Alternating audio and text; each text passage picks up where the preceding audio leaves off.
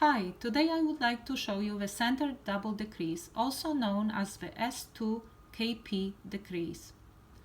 In this decrease, the center stitch stays on top of the two stitches that have been decreased.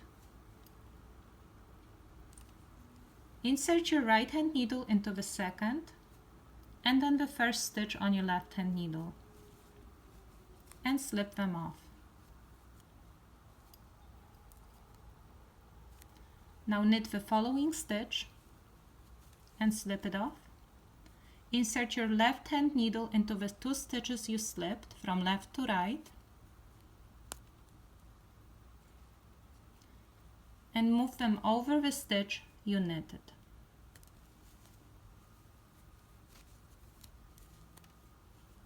And here it is.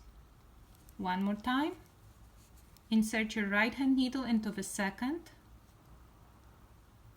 and then the first stitch on your left hand needle, slip them off, knit the following stitch, slip it off, insert your needle into the two stitches you slipped from left to right and pass them over the stitch you knitted.